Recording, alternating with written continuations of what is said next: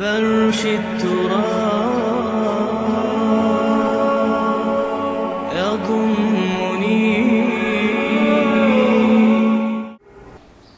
ہمارا فوری طور پر جلد از جلد ڈیفنس پیکٹ ہونا چاہیے چین کے ساتھ.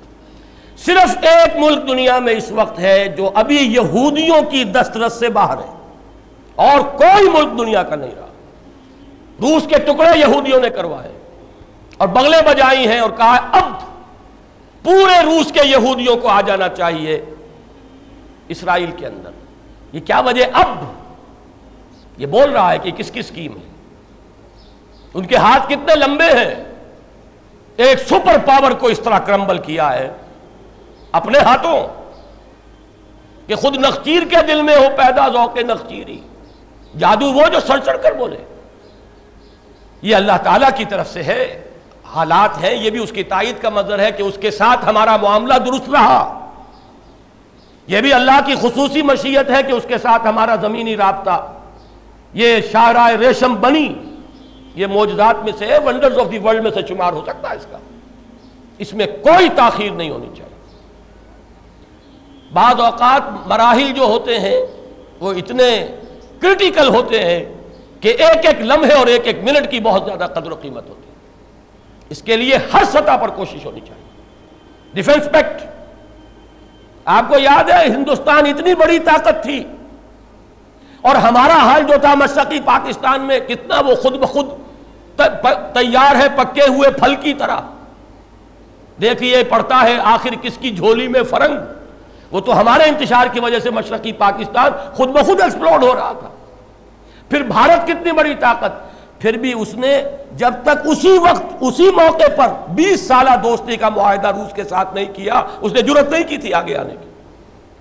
20 سالہ معاہدہ اور ابھی اس کی تجدید ہوئی ہے. لیکن سن 71 سے 91 ابھی تو ختم ہوا ہے. وہ عین اسی وقت کیا تھا معاہدہ.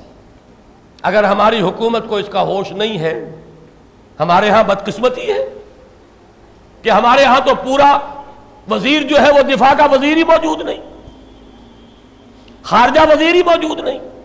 ایک آدمی کیا کیا کرے؟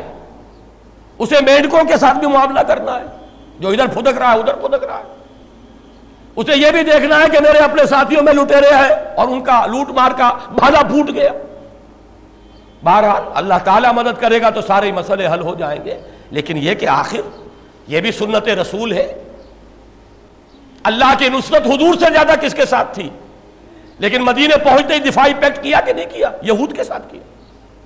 حکمت تدبیر اپنی جگہ ہے، تقدیر اپنی جگہ ہے، تدبیر اپنی جگہ ہے، اللہ کی قدرت اپنی جگہ ہے، بندے کی کوشش اپنی جگہ ہے. ہر شے کا ایک مقام ہے. اسی طریقے سے پھر آپ نے قبائل کو حلیف بنایا.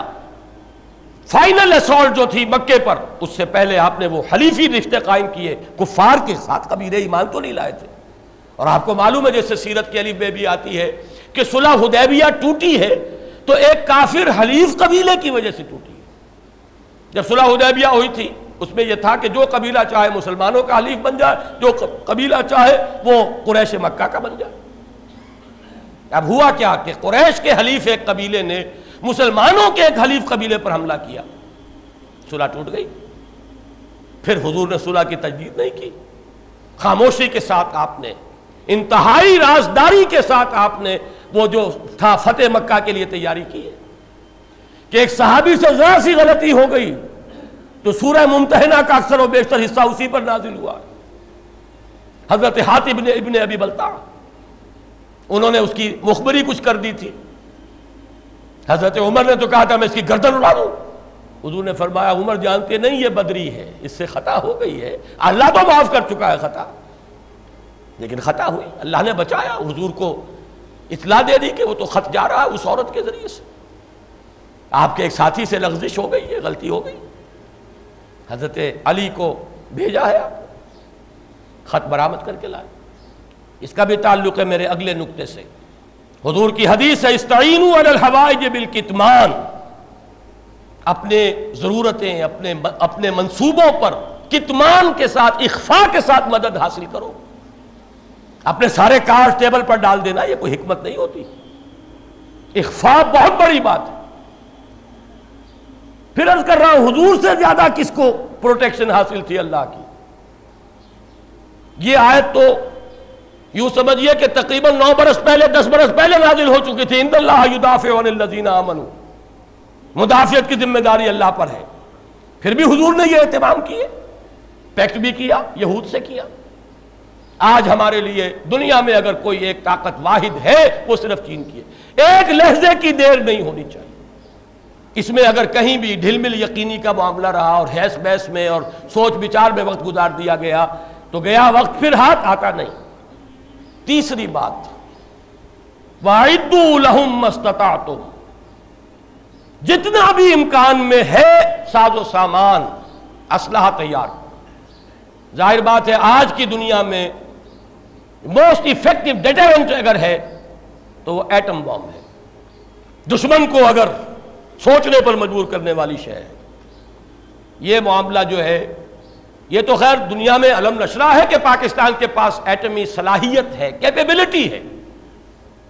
اب چونکہ اس میں کتمان کیا گیا ہے اور کتمان عین حدیث نبوی کے مطابق ہے تو ہمیں نہیں معلوم، میں بھی نہیں جانتا کہ کیا ہے کیا نہیں ہے، کسی کو نہیں معلوم. لیکن یہ کہ بہرحال ہمیں وہ کام کرنا چاہیے، اس میں کوئی شک نہیں ہو سکتا، کسی کی دھوس میں نہیں آنا چاہیے. پھر میں کہوں گا اللہ کی پناہ ہمیں پہلے آ جاؤ، پھر یہ سب کچھ کرنا. اللہ کی پناہ جنہیں حاصل تھی انہوں نے بھی سب کچھ کیا ہے. اللہ کے رسول سے زیادہ تو کسی کو پناہ حاصل نہیں ہو سکتی اللہ کی، انہوں نے بھی کیا. اگر ہم اس کو بالکل نظر انداز کر دیں گے تو ہمارا کوئی کیا دھرا کام نہیں آئے گا. پہلی بات وہی ہے، اصل دفاع اللہ کا دفاع ہے. ان اللہ یدافع عن الذین آمنوا. نمبر 2، حلیف اور ایک ہی ایک وقت طاقت ہے. پوری دنیا میں ریشہ دوانی ہو چکی ہے یہود کی، پوری دنیا. صرف ایک ملک بچا ہوا اور خوش قسمتی سے اس کے ساتھ ہمارے روابط ہیں، اچھے ہیں، ہمارا زمینی کانٹیکٹ بھی ہے. ابھی تک وہ امریکن پریشر کو ریزسٹ کر رہا ہے کہ میزائل ہم نے دینے طے کیے تو دیں گے، نہیں رکیں گے. لیکن اس کی ہمت بھی کچھ جواب دیتی نظر آ رہی ہے. اندرونی خلفشار وہاں پیدا کر دیا گیا تھا.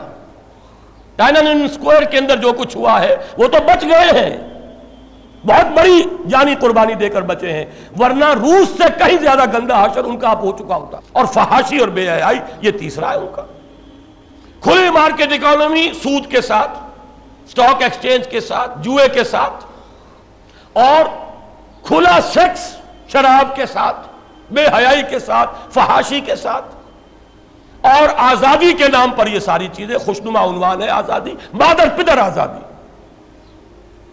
اخلاقی آزادی، خدا سے آزادی، رسول سے آزادی، مذہب سے آزادی، آزادی ہی آزادی. یہ 3 ہتھ کنڈے ہیں یہودیت کے. پوری دنیا ان کے شکنجے میں، آپ بھی ہیں اسی کے شکنجے میں. نظام کے اعتبار سے ہم بھی اسی شکنجے میں. لیکن یہ کہ ابھی بچا ہوا ہے صرف ایک ملک ہے دنیا. اس کے ساتھ کوئی وقت، میں اس لیے زور شور سے یہ باتیں کہہ رہا ہوں کہ کسی طرح یہ میرا کوئی اور کسی سے کانٹیکٹ نہیں، نہ وزیر اعظم سے، نہ صدر سے. آج تک صدر صاحب سے کوئی ملاقات نہیں ہوئی. ان کی شکل بھی کبھی دیکھی تھی تو صرف شورا کے زمانے میں. اس اعتبار سے میرا ذریعہ یہی ہے، کوئی لمحہ ضائع کیے بغیر ہر ممکن کوشش ہونی چاہیے ان کو بھی کچھ حوصلہ دیا جائے. ان کا حوصلہ بھی جواب دے رہا ہے. جان میجر صاحب یوں ہی نہیں جا رہے وہاں. یہ وہی ویسپ، دی وائٹ اینگلو سیکسن پروٹیسٹنٹ جو یہود کے شکنجے میں. اینگلو سیکسن، اینگلو تو سب سے پہلے ہے، اس کا سب سے پہلا نخشیر تو تھا ہی برطانیہ. اسرائیل کا خنجر گھونپا گیا ہے تو برطانیہ کے ہاتھ سے عالم عرب کے اندر. یہ کیوں جا رہے ہیں؟ بہت اہم بات ہے. تو دعا بھی کیجئے لیکن یہ کہ تدبیر بھی کیجئے. تیسری بات جو میں نے کہا، اعدوا لہم ما استطعتم،